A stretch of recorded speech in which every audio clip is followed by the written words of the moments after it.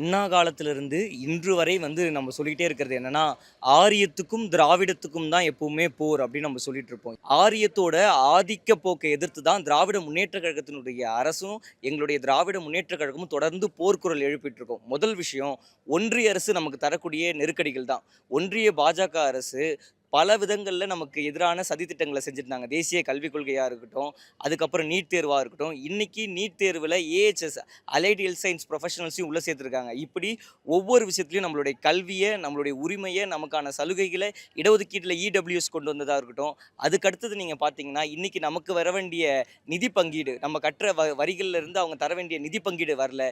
ஜிஎஸ்டியோடைய நிலுவைத் தொகைகள் இன்னும் நமக்கு வரல. இப்படி பல்வேறு விதங்களா அவங்க நம்மள இன்னுமே அடக்குமுறை செலுத்தணும் அப்படின்னு பார்க்குறாங்க. ஏன்னா, தமிழ்நாட்டுல மட்டும் தான் இந்த திராவிட சித்தாந்தம் பேசுகிற தமிழ்நாட்டுல மட்டும் தான் அவங்களுக்கு எதிர்ப்பான குரல் இருக்கு. இன்னைக்கு இளம் தலைமுறையா இருக்கிற இளைஞர்கள இந்த கோட்பாட கொண்டு போய் சேர்த்துட்டோம்னா, இந்த ஆரிய சித்தாந்தத்த அழிச்சிட முடியும்.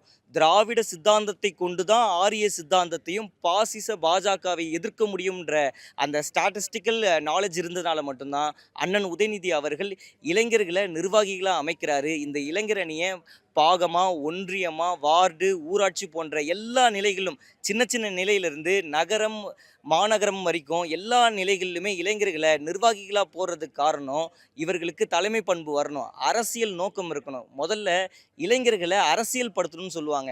அப்போதான் இந்த கள நிலவரம் என்ன இருக்கும்? சனாதானம் என்ன செய்யுதுன்னு அவங்களுக்கு தெரியணும்னா, அரசியல் கள நிலவரம் இன்னைக்கு எப்படியா இருக்குன்னு தெரியணும்ல. கண்டிப்பா வருகின்ற தேர்தலிலுமே ஆரிய பாஜகவினுடைய அந்த சித்தாந்தத்தை அழித்தா எங்களுடைய திராவிட கொள்கை தான் வெல்லும்ன்றதுல எந்த ஒரு நிதர்சனமும் இல்லாத உண்மை இது.